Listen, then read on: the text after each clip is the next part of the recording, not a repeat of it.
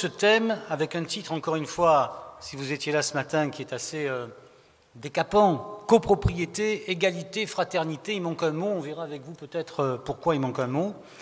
L'idée, c'était quoi? L'idée, c'était de se dire au fond que les copropriétés étaient des territoires absolument fascinants, des espèces de micro-sociétés où l'on retrouvait les heures et les malheurs de la société en général. Les copropriétés sont le miroir de ce que nous sommes et de ce que sont nos modes de vie. On observe une cohabitation dans les copropriétés entre propriétaires et locataires, entre logements privés, locaux professionnels ou commerciaux. Des personnes aux revenus élevés côtoient des personnes qui sont en difficulté. On y fait des travaux, on y fait, paraît-il, aussi la fête. On entretient la copropriété, on la sécurise parfois, on l'assure toujours, le tout en communauté, et ça n'est pas toujours si simple. Comment est-ce que l'égalité et la fraternité parviennent à s'exprimer dans cette espèce d'univers que j'ai essayé de vous décrire? C'est ce qu'on va voir, et on va le voir avec un certain nombre d'intervenants. Comme vous pouvez le constater, la parité est absolument respectée à cette tribune. Donc, classique. Vous avez donc ici Maître Patrick Baudouin, qui est avocat et qui nous fait le plaisir d'être avec nous, et on va beaucoup s'appuyer sur ses compétences pour rythmer nos propos. Monsieur Christian Baillet, qui est garé à sa droite, responsable copropriété à la Confédération de la consommation, du logement et du cadre de vie, la CLCV. Monsieur Baillet, nous sommes ravis de vous accueillir. Pour être tout à fait honnête, on préférait la représentante qui était là ce matin. Je n'en doute pas. Ça, c'est fait. Transparence oblige. Gilles Delestre, à l'extrême gauche. Dans le théâtre, on dit à jardin et à cour, comme ça on évite ce genre d'erreur. Gilles Delestre, expert immobilier et membre de l'UNIS, et donc ici Yves Gratade, administrateur de biens, président du pôle UNIS Île-de-France. Voilà pour les personnes qui vont nous éclairer, sinon nous éblouir. Le thème, j'ai essayé de vous le brosser à grands traits. L'organisation de notre réflexion, elle va se faire grâce à vous, maître. D'abord, est-ce que vous pouvez nous dire un mot? On a intitulé notre conférence « Copropriété, : égalité, fraternité, mais liberté ». Allez-y, ça marche. Ouais. Oui, effectivement, ça peut un petit peu surprendre l'intitulé « Copropriété, égalité, fraternité ».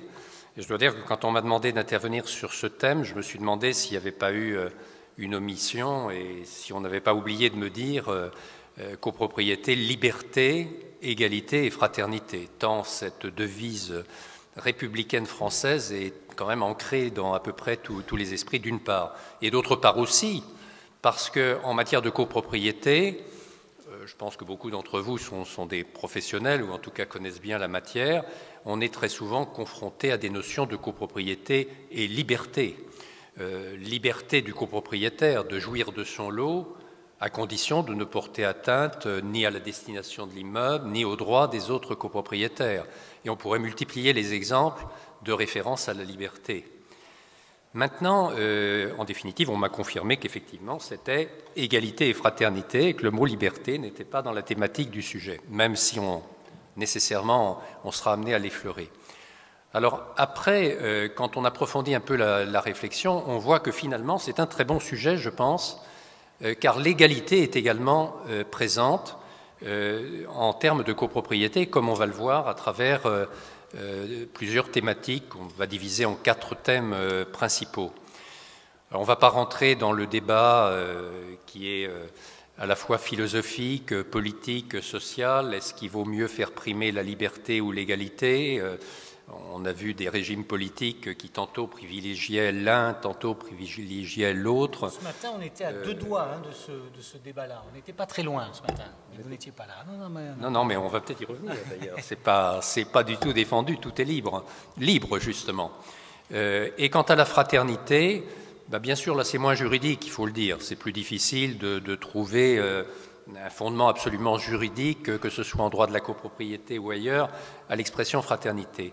Mais quand on y réfléchit un instant, c'est aussi une notion, alors on peut élargir un peu le sens du mot, mais c'est une notion tout à fait essentielle dans la vie en copropriété. qui est une vie collective, qui est une vie sociale, qui quelque part est un peu un microcosme où on doit essayer d'instaurer la démocratie, le bon rapport entre les uns et les autres, éviter les conflits trop personnalisés, et donc rechercher finalement la fraternité à travers les textes, la pratique, l'égalité et la liberté. Bien, alors ça c'est dit. On va beaucoup s'appuyer sur vous. Vous avez accepté un exercice qui n'est pas fréquent, non pas de nous livrer la vérité, la docte vérité, mais de simplement rythmer nos propos d'un éclairage expert sur 4 thématiques qui peuvent nous servir de base au fond. La première, c'est le parti pris de constater que dans une copropriété, on a un certain nombre de cohabitations, je disais de coexistence, de personnages différents, de statuts différents, et ça pourrait être notre premier thème de réflexion, si vous le voulez bien, les conditions d'occupation d'une copropriété, ce qu'on appelle juridiquement, et vous l'avez mis sur mon papier, la destination des locaux de l'immeuble. Alors, qu'est-ce que vous pouvez nous dire sur cette thématique des conditions d'occupation dans une même copropriété? Il y a des mondes différents. Qu'est-ce qu'il faut retenir qui pourrait nous mettre en perspective après l'égalité et la fraternité et nous permettre de réagir les uns et les autres? S'il vous plaît, et évidemment, comme d'habitude, je suis le maître du temps et je suis très près de vous et donc je pourrais vous faire des signaux si jamais vous êtes trop long. N'hésitez surtout pas. N'hésitez surtout pas. Donc je vais lancer simplement les quelques idées sur cette thématique qui vient de vous être exposée, qui est liée effectivement à la destination des locaux, à la composition sociologique et géographique des immeubles. Alors je vais simplement vous donner quelques pistes peut-être de réflexion et de discussion pour qu'on puisse avoir un échange avec d'abord tous ceux qui sont, j'allais dire à cette table asperchoirs, bon, parce qu'il y a plus convivial, mais on va essayer de faire avec, et puis bien sûr dans le dialogue avec la salle. Alors, qu'est-ce qu'on peut observer qui, quelque part, touche aux notions d'égalité quand on pense à la destination des locaux d'un immeuble en copropriété? On voit d'abord, et je pense que c'est un des points essentiels, les difficultés de coexistence qui peuvent exister dans une copropriété selon la nature, précisément, de l'occupation liée à la destination des locaux. Alors, on pense à quoi? On pense aux habitants, principalement à ceux qui habitent, donc qui sont dans un immeuble à usage d'habitation, et puis ceux qui ont des activités professionnelles dans cet immeuble, qui peuvent être des professions libérales, et qui peuvent être, c'est surtout là où on rencontre le plus de problèmes en général, vous le savez, des commerces. Et il y a très souvent des intérêts divergents, sources de difficultés, de conflits, entre ceux qui habitent généralement les étages, qui sont des occupants d'habitation, et puis ceux qui sont en rez-de-chaussée. Alors, on pourrait évoquer des cas plus particuliers, j'ouvre simplement le débat. On pense par exemple à l'installation d'un restaurant, d'une supérette, avec les difficultés de vie et aussi les difficultés tout simplement juridiques qui peuvent se poser. Donc ça, c'est peut-être une première piste qui peut servir à notre réflexion. Toujours dans cette notion d'égalité, et un petit peu liée d'ailleurs à cette répartition professionnelle ou d'occupation de l'immeuble différente, il y a les modalités de fermeture et d'accès à l'immeuble. C'est un point là qui est de plus en plus d'actualité, compte tenu du problème de sécurité qu'on connaît, que tout le monde connaît maintenant un peu partout. Il n'y a plus de lieux totalement privilégiés dans ce domaine. Donc il y a une recherche de la sécurité pour les occupants de l'immeuble. Et parfois, là aussi, certains veulent des fermetures les plus complètes possibles, ce qui peut être au détriment d'autres copropriétaires, d'autres occupants, qui souvent d'ailleurs sont les commerces, les professions libérales, etc.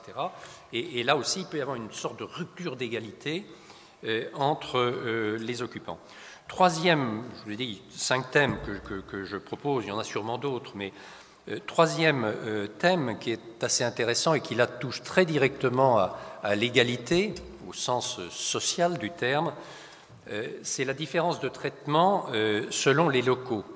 Alors ça veut dire quoi? Ça veut dire dans beaucoup d'immeubles, vous avez par exemple le bâtiment prestigieux qui va se trouver sur rue, sur l'avenue, et puis vous aurez une cour, parfois même plusieurs cours successives, et petit à petit des bâtiments plus modestes, je dirais de structure, hein, d'architecture, et qui seront occupés par des gens différents. Vous aurez, disons, les plus aisés qui seront dans les appartements les plus nobles du bâtiment principal, et puis ceux qui, au contraire, seront vers l'arrière. Et ça peut donner lieu à des difficultés parce qu'il suffit que ceux, ce qui est souvent le cas du bâtiment principal, soient majoritaires pour qu'ils prennent des décisions, par exemple en termes d'exécution de travaux, qui seront toujours de favoriser le bâtiment principal et de délaisser un peu les autres bâtiments qui auront du mal à être ravalés. Ça peut être bon. Et puis alors vous avez ceux qui occupent les chambres de service, qui sont devenus maintenant des studios, mais est-ce qu'ils auront accès par l'ascenseur principal ou pas? Toute une série de problématiques qui peuvent être liées à cette question.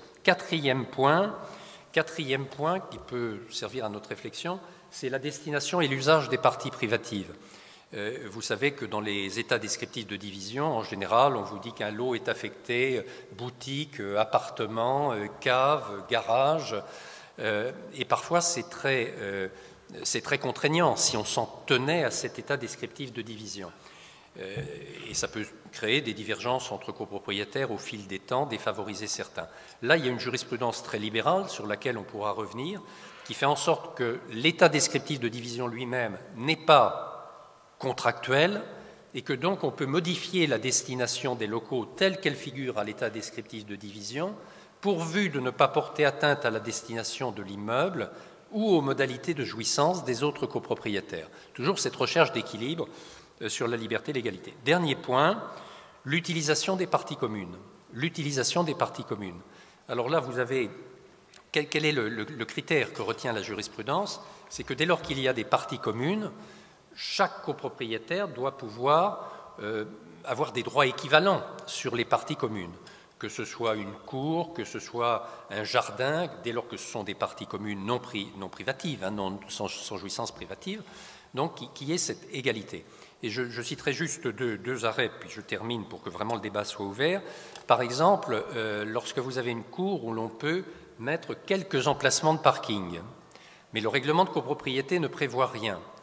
Donc les copropriétaires vont dire on va attribuer les emplacements de parking, mais comment les attribuer? Quelle décision prendre? Et la jurisprudence est très vigilante, elle dit qu'il faut respecter l'égalité entre les copropriétaires, ce qui suppose que par exemple on n'attribue pas un emplacement de parking sans qu'il y ait une contrepartie pour l'ensemble de la copropriété, et qu'en plus ça ne soit pas toujours le même ou les mêmes qui en bénéficient, qui ait une possibilité de turnover. Dernier exemple qui a donné lieu à un arrêt d'ailleurs un peu curieux, mais qui est très révélateur de cette prise en compte du principe d'égalité entre copropriétaires auquel est attachée la jurisprudence.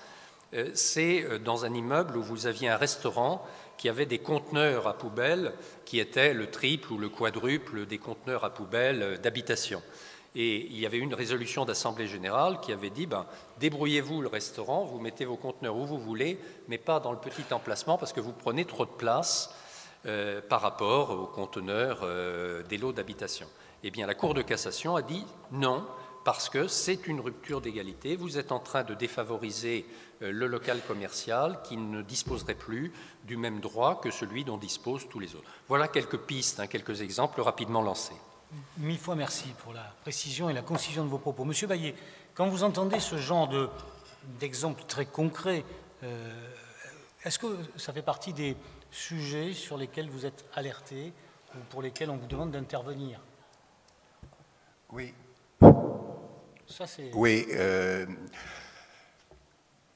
À la CLCV, nous sommes une association de défense de consommateurs et de copropriétaires par voie de conséquence. Nous tenons des permanences. Et pour chacun des sujets que vous avez évoqués, si je prends les difficultés de coexistence dont vous avez parlé, on a souvent des copropriétaires qui viennent nous voir pour se plaindre notamment de restaurants, de fast-food qui s'installent dans les copropriétés à cause des odeurs, des nuisances sonores. Ça a été amplifié avec l'interdiction de fumer dans les locaux. Beaucoup de personnes sortent sur les trottoirs et c'est bien naturel, mais à cette occasion-là, il y a des discussions et quelquefois à un niveau sonore qui est très gênant pour les autres. Discussion animée et enflammée. Voilà. Voilà pour ce premier point. Pour ce qui concerne la différence de traitement de locaux, vous parliez des cours intérieurs. Dans les cours intérieurs, c'est vrai qu'on reçoit aussi des personnes qui se plaignent de ne pas voir ces cours intérieurs entretenus d'une façon égale aux façades des immeubles qui donnent sur la voie publique. Donc ils ont le sentiment d'être, pour ceux qui ont des appartements qui donnent uniquement sur les cours intérieurs, il en existe, ils ont le sentiment d'être négligés. Les oubliés du ravalement. Voilà. En ce qui concerne les modalités de fermeture, se posent effectivement des réclamations ou des conflits lorsqu'il y a la pose de systèmes de vidéocaméra. Ça, on en reparlera, je pense. Voilà. Il y a aussi, on reçoit comme ça aussi, des personnes habitant le rez-de-chaussée, contiguës au hall d'entrée, où les systèmes de fermeture par aimant sont très bruyants. Et c'est une cause aussi de conflit qui peut paraître. Ah oui. Alors attendez, je vous coupe là, parce que là, vous êtes en train simplement de confirmer ce que disait il avait maître... presque tout dit, maître. Non, il a tout dit, mais vous nous confirmez que sur le terrain, on vient vous voir pour ça.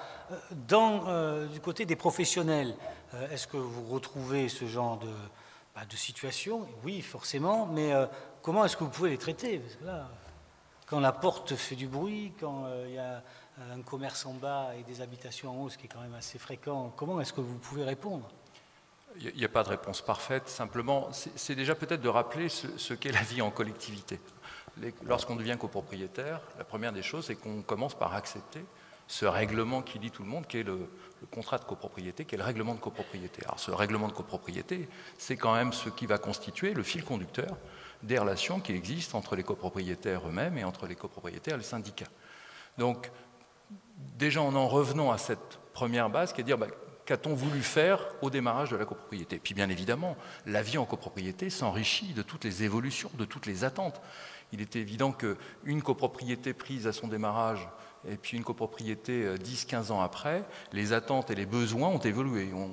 Maître Baudouin a entre autres abordé les problèmes de sécurité qui sont derrière tout ça. Il y a des problématiques et des attentes qui peuvent parfois sembler antinomiques entre, par exemple, un besoin sécuritaire que l'on rencontre de plus en plus fréquent et qui est une aspiration légitime à tous.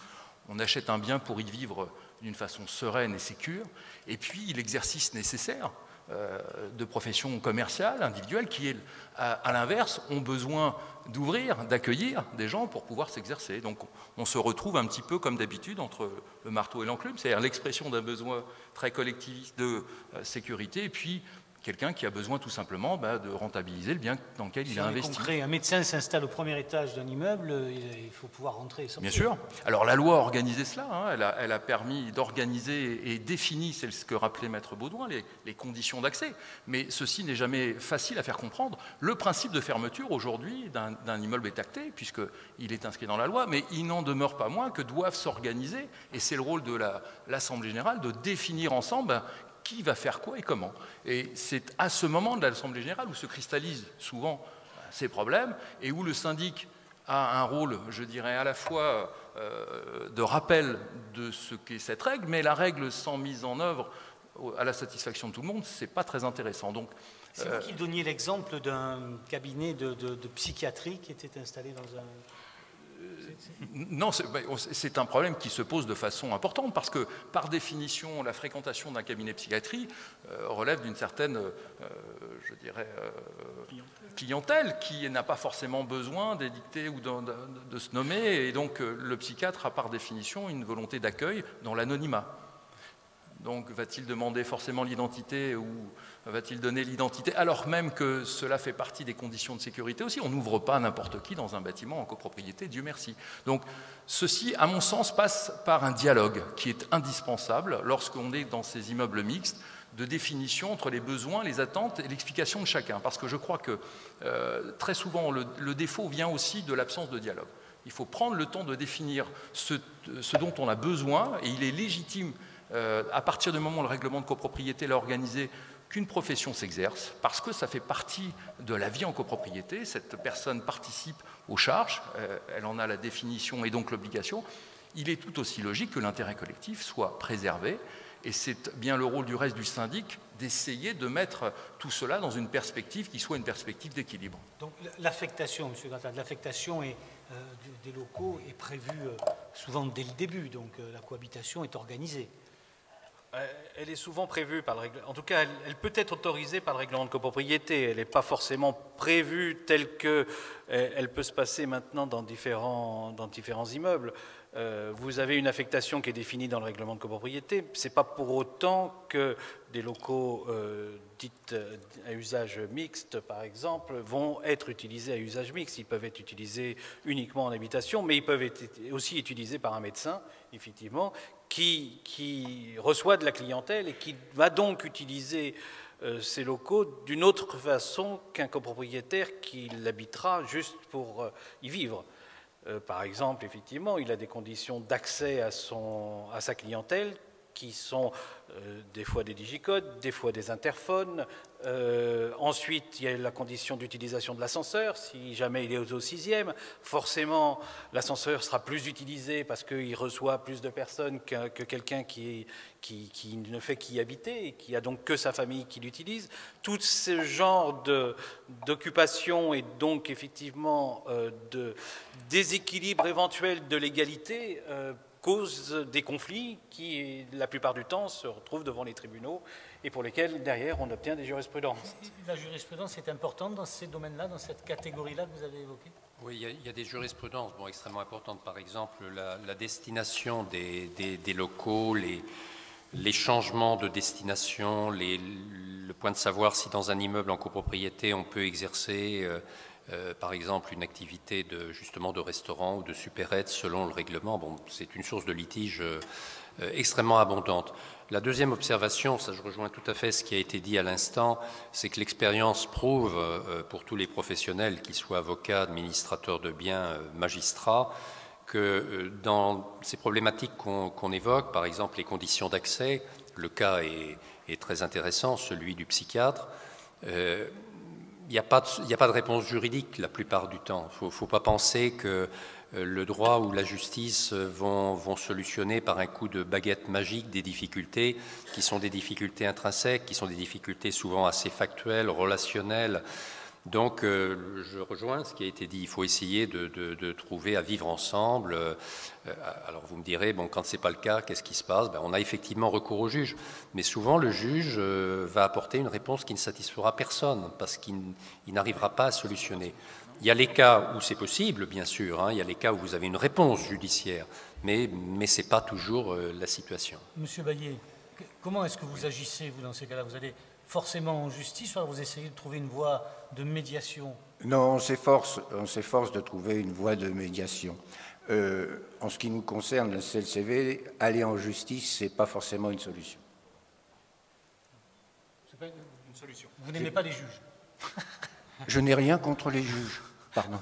Je le dis quand même. Vous essayez l'efficacité souvent ailleurs. On évite effectivement d'essayer d'instaurer un dialogue entre les parties de façon à trouver une solution à l'amiable. Alors juste un petit point complémentaire là-dessus pour rebondir sur ce qui vient d'être dit. Les juges de plus...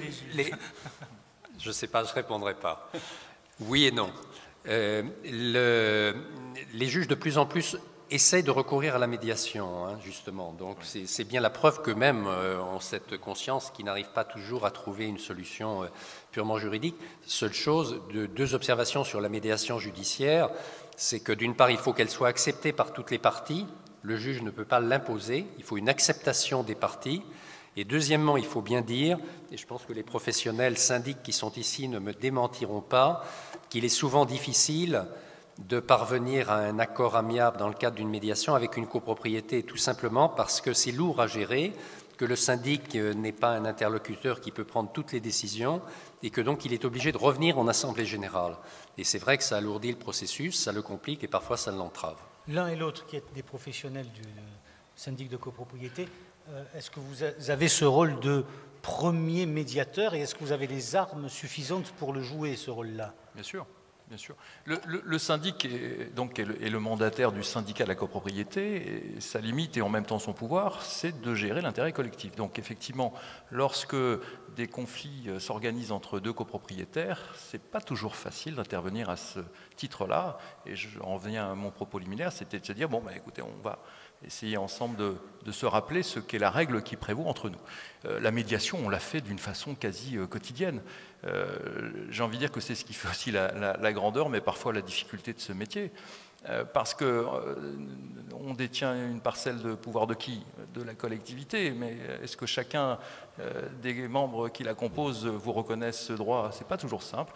J'en viens aussi à ces procédures qui peuvent exister, ou en tout cas qui seront peut-être, puisque dans les pistes de réflexion que l'on a, effectivement, la difficulté de la médiation ou de la conciliation, c'est que il faut toujours trouver quelqu'un qui incarne cette médiation, et puis c'est qu'il faut aussi accepter par avance de mettre en œuvre la décision ou la solution qui sera présentée. Or, c'est là que le bas blesse, c'est-à-dire que formidablement, on trouve qu'il y a toujours des solutions, mais elles sont plus difficiles à mettre en œuvre.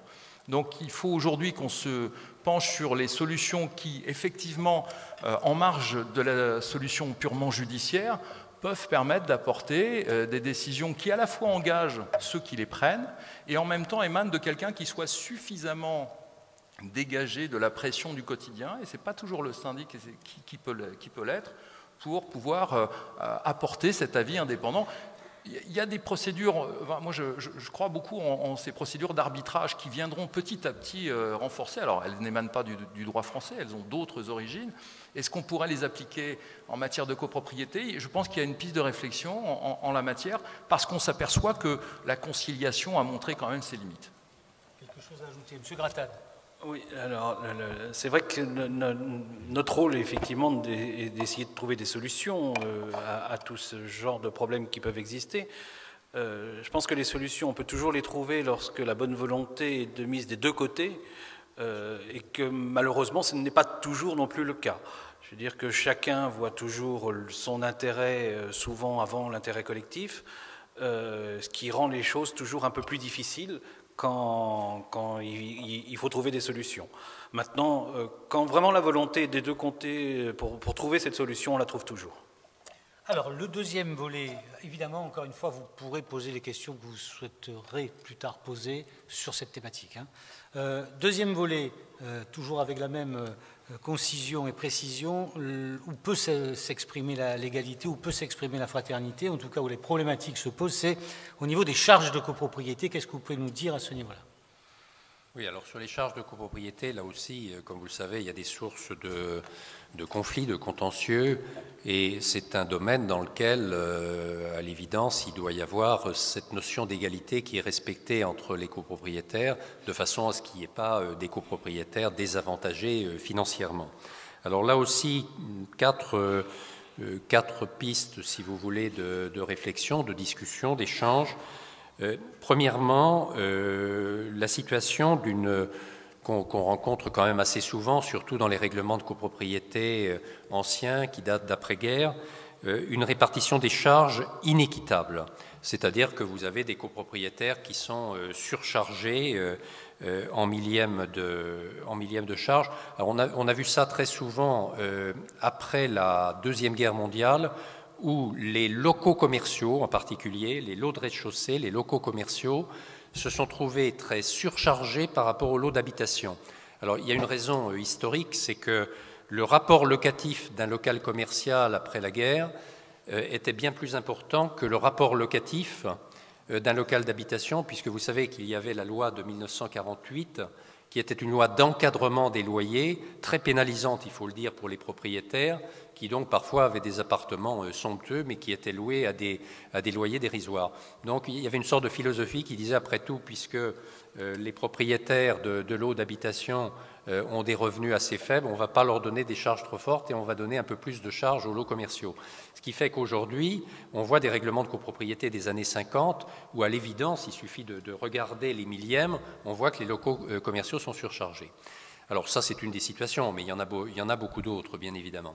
Alors ce qui est intéressant, c'est qu'il y a eu une évolution de la jurisprudence ce n'est pas toujours le cas, malheureusement, je dirais, vers beaucoup de souplesse. Et on admet aujourd'hui que tout copropriétaire défavorisé parce que la répartition des charges ne se trouve pas conforme aux critères légaux posés par la loi de 1965 peut à tout moment saisir l'Assemblée, bien sûr, mais si l'Assemblée, comme il faut souvent l'unanimité, on n'y parvient pas, saisir le tribunal d'une demande de modification de la répartition des charges, ce qui permet de corriger cette inégalité qui, dans certains cas, peut être extrêmement importante. Donc ça, c'est une première piste. Alors, dans la même lignée, deuxième point, là, je vous parle surtout là, des charges générales. Les charges générales, vous savez qu'elles sont réparties un peu sur les mêmes critères que les millièmes de copropriété, c'est-à-dire en fonction de la surface du lot, de la surface, de la consistance et de la situation.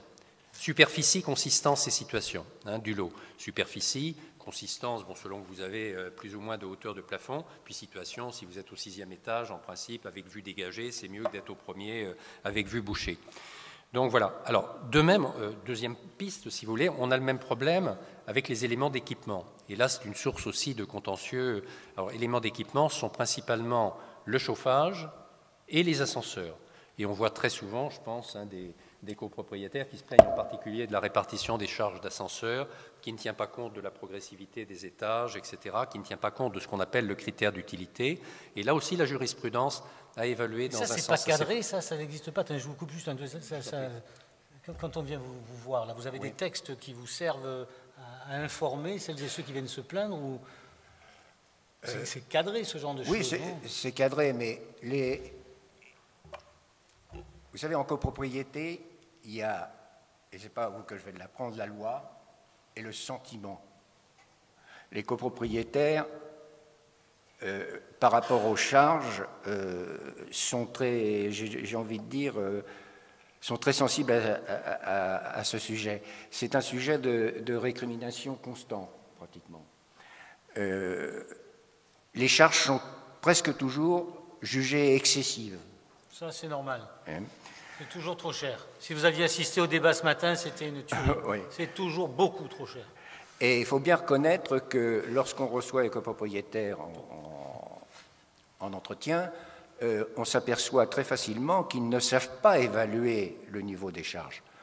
Donc une des missions que la CCLCV accomplit, c'est de leur permettre, à travers une aide au contrôle des charges, à prendre mieux conscience que ces charges sont nécessaires. Bien, donc c'est une information, déjà, acte premier.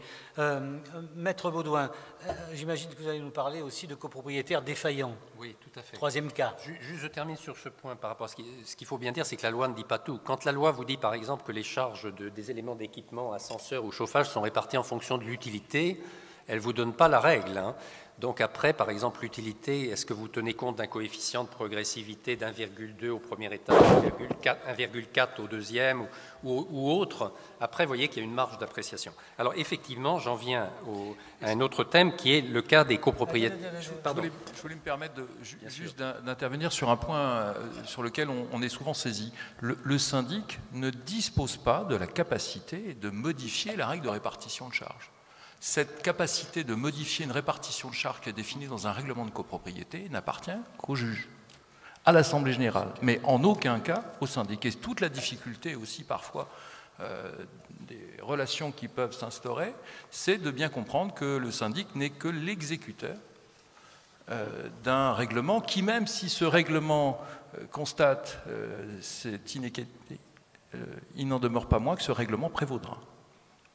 Alors là, je vais être obligé de rebondir parce que vous venez de dire quelque chose qui, je pense, peut intéresser, enfin, ouvrir en tout cas une piste sur le point suivant. Vous avez tout à fait raison de dire, le syndic ne peut pas se faire juge de la validité d'une répartition des charges. Donc, ce qui veut dire qu'il est obligé d'appliquer une répartition de charges, même manifestement illégale et illicite. Bon. Mais là-dessus, il y a quand même des réactions, parce que ça fait partie des choses qui paraissent un peu contestables. Alors, je vous indique que la jurisprudence semble quand même un peu évoluer. En tout cas, elle a évolué sur un point. En général, on considère que quand une répartition de charges est justement illicite, il faudrait l'unanimité pour la modifier, et qu'à défaut, il faut saisir le juge. Or, il y a 2 arrêts de la Cour de cassation sur lesquels j'attire votre attention parce qu'ils sont assez récents, qui semblent traduire un infléchissement de jurisprudence. C'est un arrêt de la troisième chambre civile. Il y en a un qui est du 23 mai 2012 et l'autre dans le même sens du 2 octobre 2012. Ce sont 2 arrêts qui ont été rendus dans des affaires d'ascenseurs, où vous aviez une répartition de charges d'ascenseur manifestement illégale. Et la Cour de cassation a admis que face à cette répartition manifestement illégale, l'Assemblée générale des copropriétaires pouvait, à la majorité simple, considérer que c'était illicite, donc c'était réputé non écrit, non valable, et adopter par conséquent une nouvelle répartition. Alors, est-ce que ce qui vient d'être jugé, pour les bons commentateurs s'interrogent pour savoir si c'est ponctuel, limité à des cas spécifiques et lié aux ascenseurs, ou si on pourra extrapoler et aller au-delà. Simple, voilà. Et majorité simple, ça veut dire majorité simplement des copropriétaires présents et représentés lors de l'Assemblée. Ce qui est une majorité qu'on obtient facilement. C'est plus facile. Alors, je vous ai coupé, vous étiez en train de parler des copropriétaires défaillants. Pardon. Alors, les copropriétaires défaillants, c'est un autre aspect des charges de copropriété. Évidemment, quand il y a des copropriétaires défaillants, surtout si cela s'avère être pour des montants importants, il faut bien poursuivre le recouvrement des impayés. C'est la tâche du syndic, c'est même une obligation. Maintenant, on peut quand même s'interroger au niveau du principe d'égalité sur 2 points. Premier point, il n'existe pas légalement de solidarité entre les copropriétaires. Ce qui veut dire que quand un copropriétaire est défaillant, on ne peut pas dire que les autres sont juridiquement solidaires de cette défaillance et peuvent être condamnés au paiement au titre de la solidarité. Mais en fait, il y a une solidarité de fait, justement, de fait. Parce que quand il manque, si vous avez besoin d'un budget de 10 000 euros, s'il manque 3 000 euros parce qu'il y a un défaillant, ces 3 000 euros, le syndic, il faut qu'il les trouve pour payer les fournisseurs, pour payer les dépenses, et concrètement, il va les appeler auprès d'autres copropriétaires. Donc il y a cette notion de solidarité de fait qui rejoint fraternité. Là, c'est une solidarité subie. Subie. Elle n'est pas choisie. C'est une solidarité subie. Alors, maintenant, l'autre aspect... Ça ne correspond pas trop à la définition de la solidarité. C'est subi, mais ça peut être accepté plus ou moins bien. C'est plus l'impôt que la solidarité. Ça peut être accepté plus ou moins bien. Plutôt mal, si je peux me permettre. En général. Mais justement, et c'est là où ça m'a été suggéré lors de discussions préalables à cette réunion d'aujourd'hui par les syndics avec lesquels j'échangeais, et ils me disent ce qu'il faut aussi quand même essayer de faire admettre aux copropriétaires, c'est que vous pouvez avoir un copropriétaire pour des raisons multiples dans la vie, des raisons qui peuvent arriver à tout le monde, des problèmes de santé, des problèmes de perte d'emploi, des problèmes de difficultés passagères qu'on peut tous connaître. Donc l'idée, c'est quand même de dire, essayons de créer pas forcément d'aller tout de suite poursuivre, mettre en vente le lot d'un copropriétaire, essayer d'arranger les choses, éventuellement de patienter un peu. Et voilà. Alors vous me direz, c'est pas juridique et c'est pas toujours accepté, c'est le moins qu'on puisse dire par les copropriétaires. Mais c'est quand même une piste. Dernière piste qui rejoint ce problème social que vous rencontrez de plus en plus souvent quand vous êtes syndic de copropriété, c'est le problème, crise aidant qui va s'aggravant, qui est celui des copropriétés en difficulté. Alors, même à Paris, par exemple, c'était quand même relativement rare. Je parle Paris intramuros.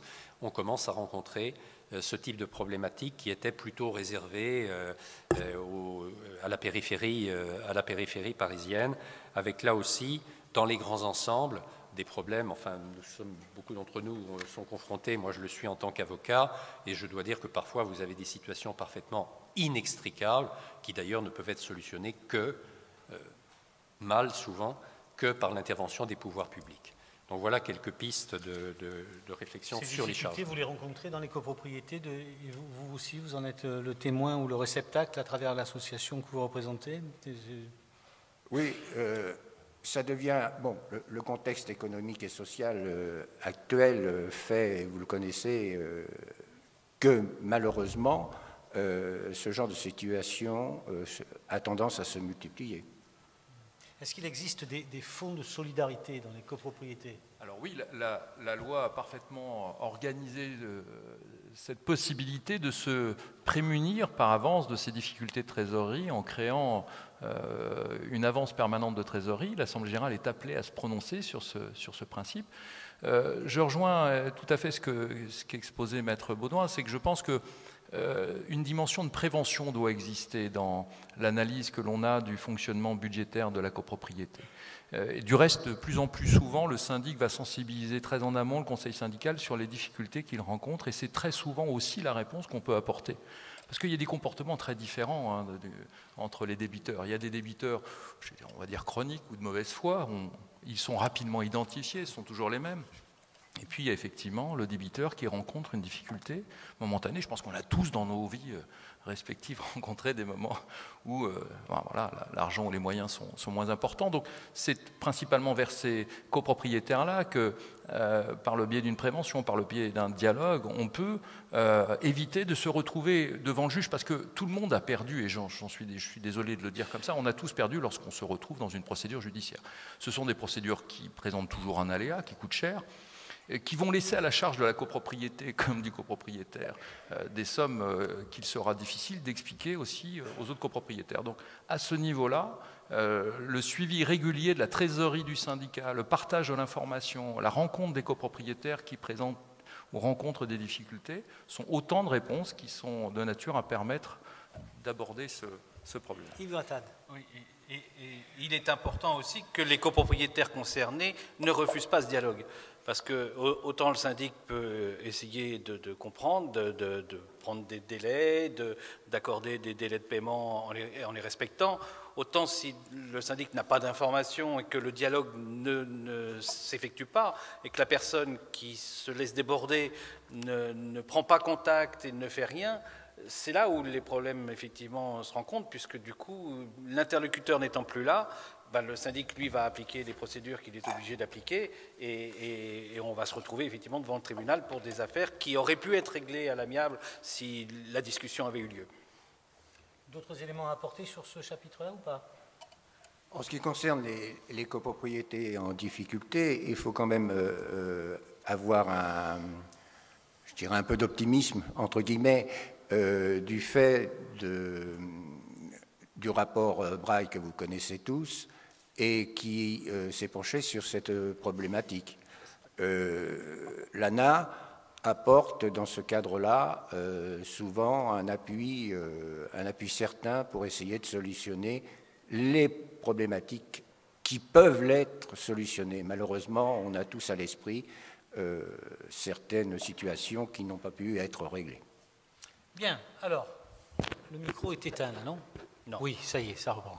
On enchaîne. Vous allez nous parler de ce grand moment de démocratie que constitue l'Assemblée générale, notamment l'Assemblée générale des copropriétaires, démocratie qui s'exprime souvent le soir, à partir de 20h, dans des cours obscurs, c'est comme ça pour les professionnels. Là aussi, ces notions d'égalité, de fraternité, on peut les aborder à ce moment précis.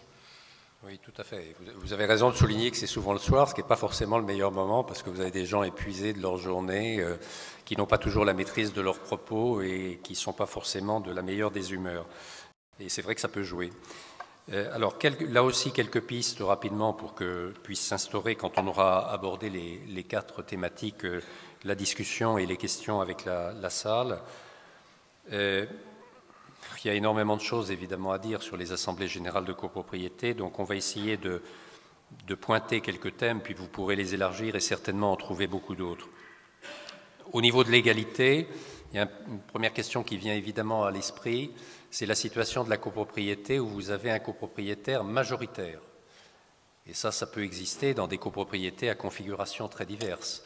Ça peut être aussi bien la petite copropriété que la moyenne, que la copropriété où vous avez, ça peut être les copropriétés que vous connaissez sans doute, sûrement même, aussi de centres commerciaux, où vous allez avoir, je ne connais pas trop mal ce problème pour être l'avocat d'une de ces grosses sociétés de la distribution, vous allez avoir une locomotive, et puis vous aurez toute une série de lots appartenant à des petits copropriétaires qui soit exploitent par eux-mêmes les boutiques, soit les donnent en location, et le gros copropriétaire aura, il faut le dire, tendance à user et voire à abuser de cette majorité. Alors vous allez me dire, ben non, mais la loi a corrigé la question puisque la loi prévoit que les voix du copropriétaire majoritaire sont ramenées au total des voix des autres copropriétaires, comme vous savez. Donc, bon, égalité donc. Égalité. Donc à ce moment-là, c'est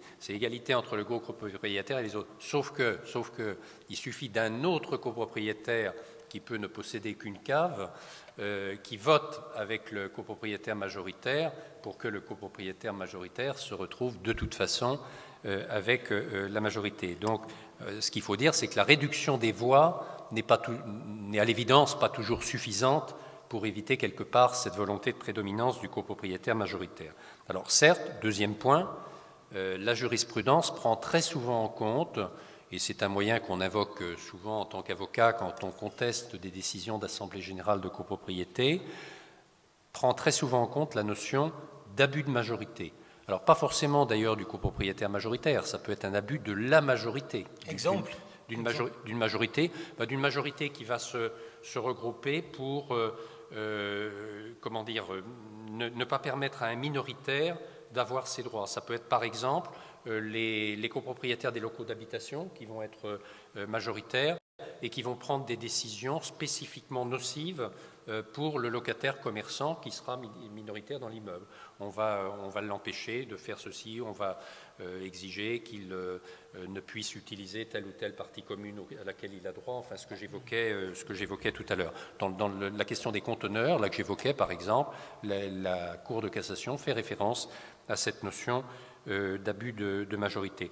Autre exemple d'abus, puisque vous me demandez un exemple d'abus de majorité, on rencontre ça assez souvent.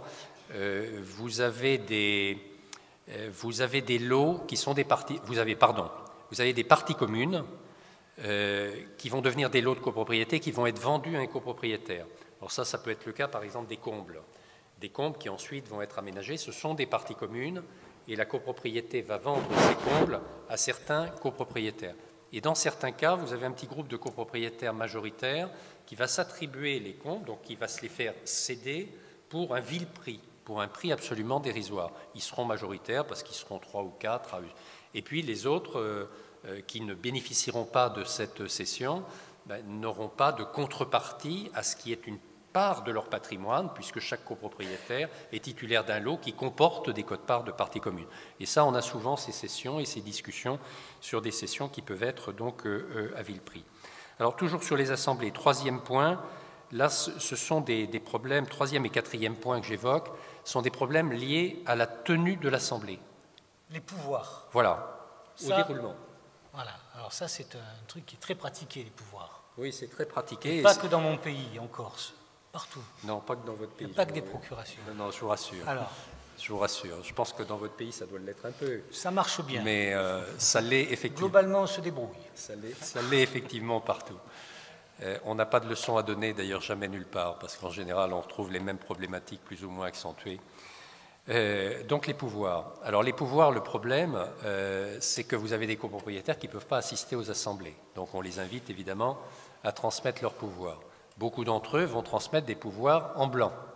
Ils vont les adresser d'ailleurs souvent au syndic, parfois au président du conseil syndical ou à des membres mais souvent au syndic, en blanc. La jurisprudence admet que le syndic peut avoir les pouvoirs en blanc, surtout pas les utiliser lui-même, surtout pas bien sûr, et à condition qu'il les redistribue après, mais d'une façon, sans sélectionner celui ou ceux ou celles à qui il va donner.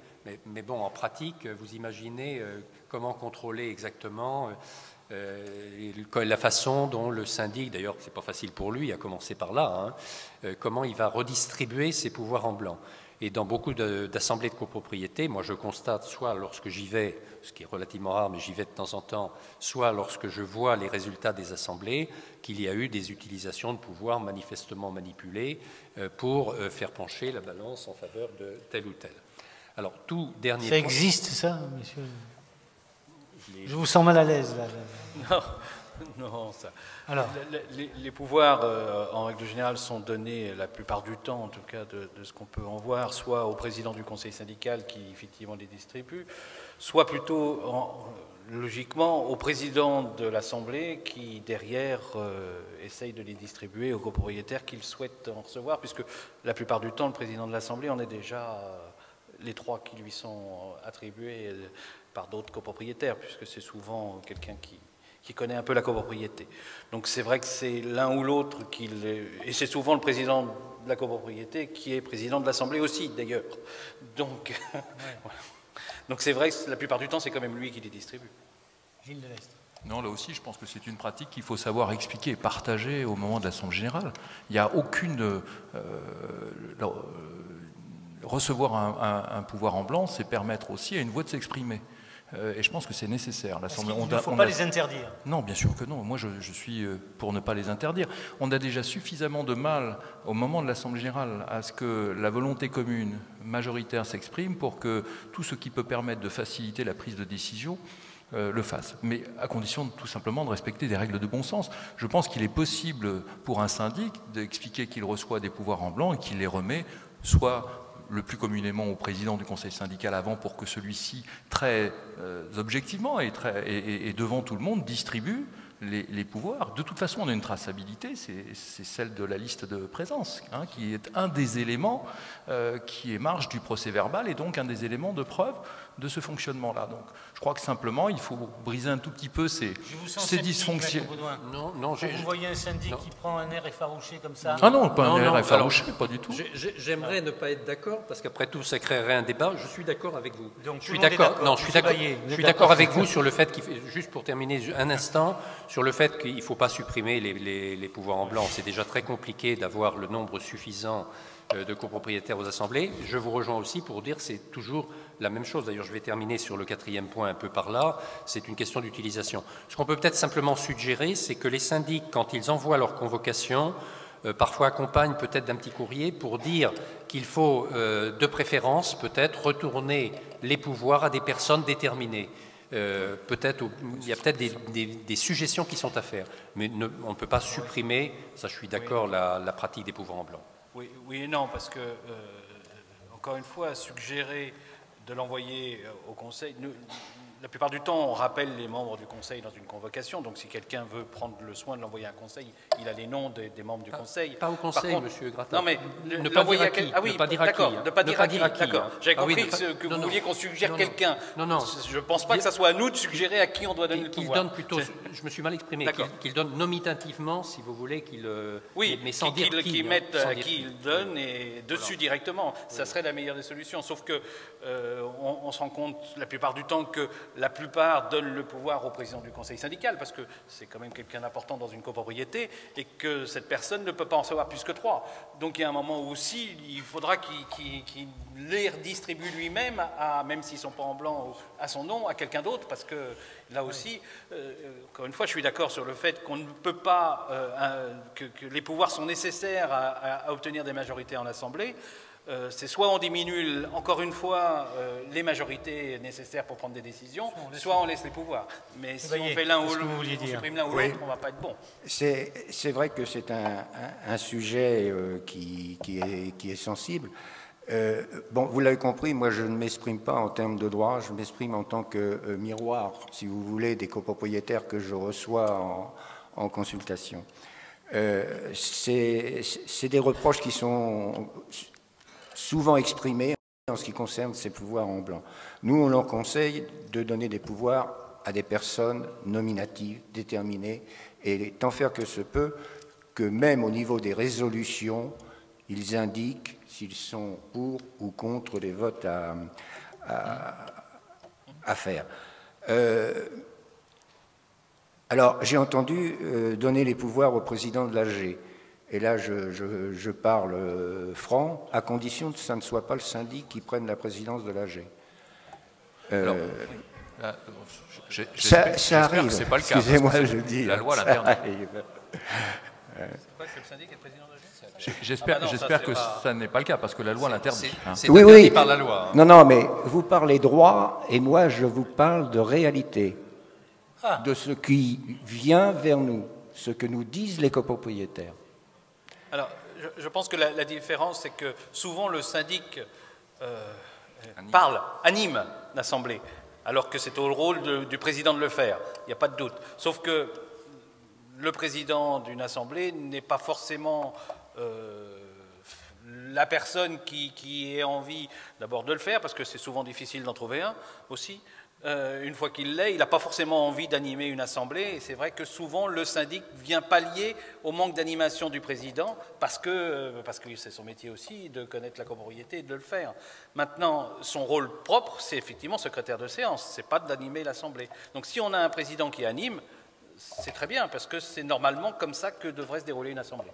Oui, je crois que c'est le Mais c'est assez rare. Oui. C'est le ressenti des copropriétaires qui, pour les raisons que vous venez très bien d'expliquer, ont le sentiment que c'est un peu le syndic qui préside.